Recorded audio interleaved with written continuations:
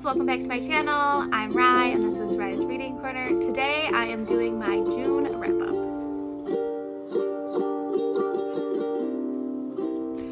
Hi loves, so it is that time of the month, which sounds really weird, that I'm going to do my monthly wrap-up. June was a pretty good month for me. I read a total of 16 books and I actually already have reached my Goodreads goal. I kind of set it low for myself. I only set it for like 40 books, not knowing, what the school year was starting. I was starting in a new district this year. But due to the way the world has been, we've been at home a lot more and I've read a lot more books. So I am going to push my goal up to 70, I think. I am at 50, but I don't know, I feel like I need to actually have, now that I'm thinking about it out loud, 70 doesn't seem high enough. But I'll get back to you with how many books I'm going to set my new Goodreads goal to. But for this month, those 16 books, 15 of them were actual book copies that I read, and one of them was an ebook. And I read a total of 4,642 pages, which is really awesome. Out of those 16 books, 10 of them were YA books, which definitely is the genre that I gravitate towards. 3 of them were adult fiction books, mostly around romance, because I participated in the Romance-a-thon this month. 2 of them were nonfiction books, and one of them was like an essay, short story, like speech. I don't really know how to categorize it, but that was kind of the breakdown for the month. So the way I'm going to go over the books I've read is I'm going to start with 2 books that I DNF'd. I did not count those in the 16 books that I read, and then I'll go up from there, starting from the lowest to the best books I read, which I had a lot of 5 stars this month. So let's get going. So the first book that I DNF'd this month was The Fascinators. I got a pretty good chunk through this. I think I got to like more than halfway. Yeah, I'm gonna have my bookmark still here. Definitely more than halfway done. And I was pushing myself to read this. This is about a good, close group of friends, and they have like these magic powers, and they're like this competition that they participate in. With this magic powers, there is a male-male relationship. However, I just really struggled getting into this book. I was confused. There was no explanation of the magic. I didn't really know if this was a town that everyone had magic, or everyone knew about magic, or if no one knew about the magic. I had no idea, and I just couldn't get into it. So I did DNF this. I don't foresee myself picking this back up, but if you did read this, if you can give me some insight into this, let me know. This was a pick from the Queer Lit Readathon that I did. However, did substitute another book for this one. The next book I DNF'd, I barely read any of it. I don't know if it just was me at the moment in time or if it's just the book as a whole. I have heard a lot of mixed messages about this book, was The Hazelwood by Melissa Albert. I loved this cover of the book and I thought the premise was really interesting. However, I was reading the first couple pages. I'm like, this is just not fun. And like I said, I don't know if it was just the headspace that I was in at the time or it's just the book as a whole. So if you think I should get back into trying to read this, please let me know. All right, 2 of the books that I DNF'd. So I did give a 1.5 star, and I feel like I might get a lot of backlash on this because I know it's loved by a lot of people, but I just did not like this, and this was Wilder Girls by Rory Power. The premise of this book is we have our main girl, and they are on an island where they have to be secluded because there is a virus that is taken over and it causes them to have like second hearts and all these crazy things, which I thought was kind of interesting because they're like being quarantined, and I read this at the peak of being quarantined. However, I thought the writing was really poor. I just didn't like the writing style. Oh, great. My son wants to get in the picture. And I just feel like, I don't know, I really struggled getting into this book. And I just felt like sometimes there was gaps in it. And then it is told in 2 perspectives. But one of the perspective only has been given like 3 chapters. So I just didn't understand the choice of that. I don't think it needed to be added in there because it just kind of was pointless. But yeah, I was really disappointed. I had a lot of hype for this book. But it just didn't do it for me. I know a lot of people love this book, and I'm really sad. I know she is releasing another book, and I would like to give her maybe another shot. The cover for that book is absolutely gorgeous, and Wilder Girls, the cover for this one, is one of my favorites as well. So I'm hoping that her next book will maybe be a little bit better. Mommy. So I have a guest host or appearance now on this today. So my second book that I'm going to talk about that I read was actually a 2-star read, and this was People Like Us. So again, had high hopes about it because it takes place at like a university, and there's this drama, and there's this cattiness, and there's a murder, and it felt like I was reading Pretty Little Liars, but I liked Pretty Little Liars better. I did not like the mentality of the girls in this book. They were mean just to be mean, and they were ruthless. And I don't like reading books that way. And I just didn't like this book. It was so predictable, and I felt like I knew. I feel like I knew who the murder was going to be from day one, and that just stinks. So this book was a no-go for me. 2 stars. I wanted to DNF it, but I didn't want to have a 3 DNF books. I just kind of plowed through it. It was a quick read, but didn't care for it. So 2 read stars. All right, so the next category is my 3-star books, and I only had 1 3-star books this month. I definitely had a lot of higher rated books than lower rated books this month, and my 3-star rating was If I Never Met You. So this is about our main character has been dating the man for 18 years, and I honestly, this book is not memorable. I don't even remember the characters' names in the book. Like, that's how much it was an type of book.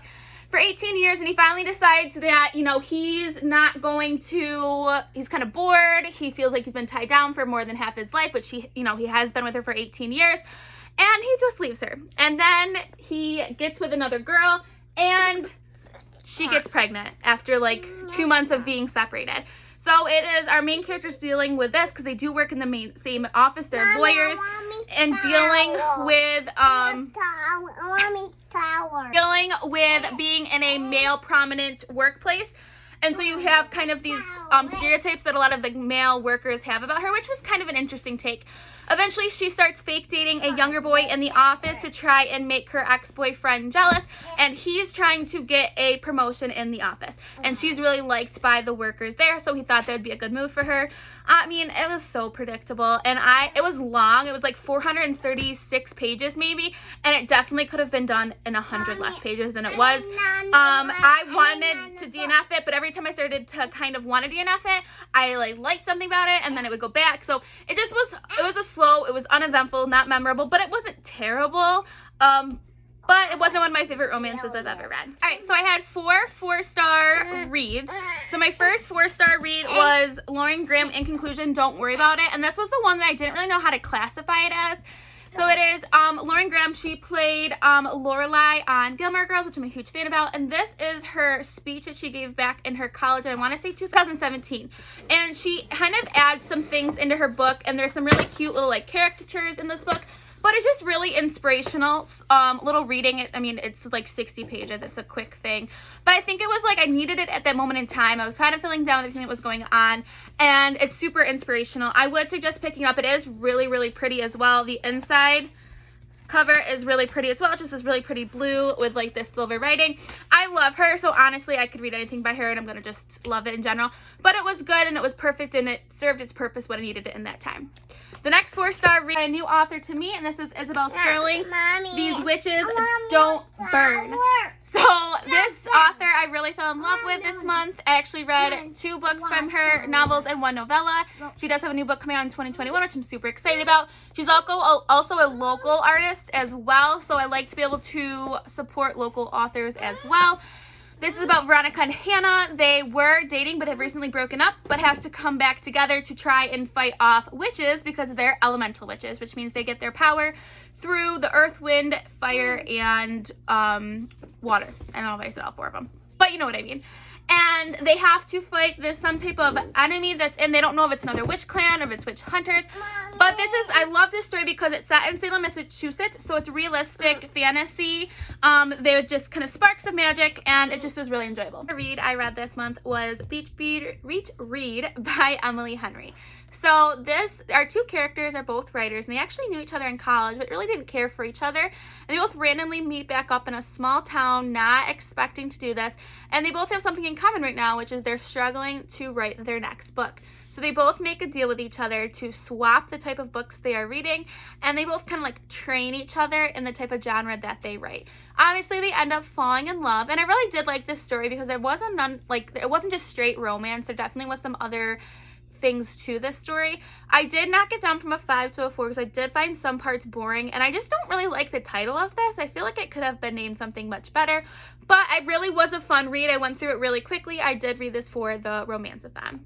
So the last 4-star read I read this month was an ebook, and it was the prequel to These Witches Don't Burn, and that book was called The Spell Can't Last. So it's what happens to Hannah and Veronica prior to the starting of the book. It was a quick read. It was like 80 pages. It was fun and exciting, and it really does set up the book really well, and I'm really glad that I went and read it. It's a free book on Amazon, so if you have read this series, I highly suggest checking that out, and it is a really fun and good read. Alright, so what we've all been reading for my 5-star reads for the month. And like I said, I had a lot of 5-star reads, and some of my new all-time favorite books that I've ever read were actually from this month. So let's get started. So the first one I read was Coraline by Neil Gaiman. So I was introduced to Neil Gaiman recently, and I read his first book last month, and I know I needed to add another one to my TBR for June.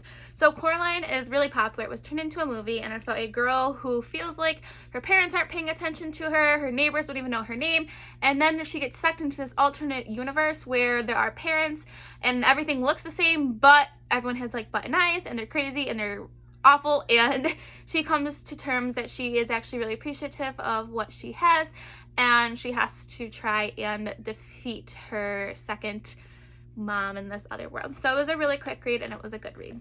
Alright, the next book I read that was a 5-star read was the sequel to This Coven Won't Break, and I actually, like I said, I actually gave this one 5 stars, and I gave the first book in the series 4 stars.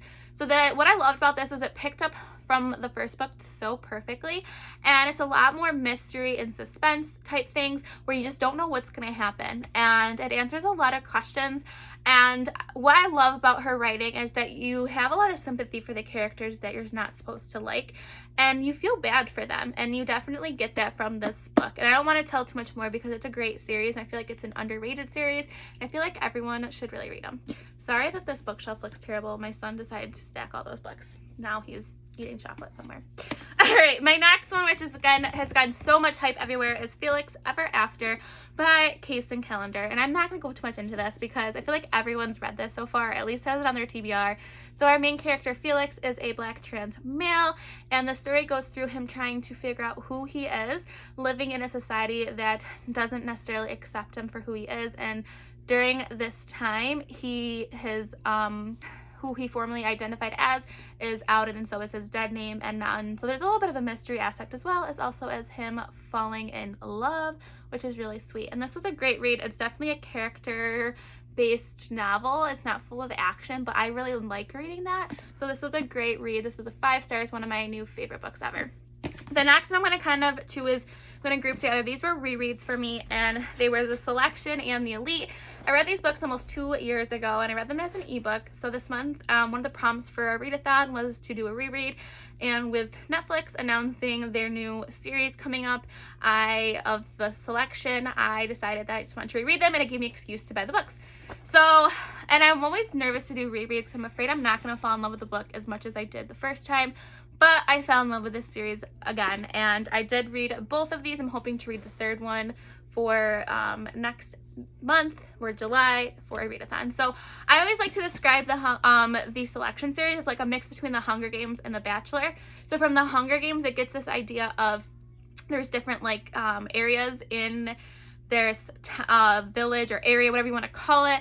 I think it's called Iliad or Iliad. I don't know how to do the pronunciation. And they're each known for something. And as you go farther down, so like the 8th, the 9th, like they're more poor and stuff versus the 1s and the 2s, which are wealthier. And there's a selection process where the Prince Maxon, is looking for his new wife, and it's like a lottery, and you apply if you're a female by a certain age, and your name gets picked, and you go and try to win over Maxon, which that's the bachelor part, is they go on dates, and he's kind of like dating all the girls.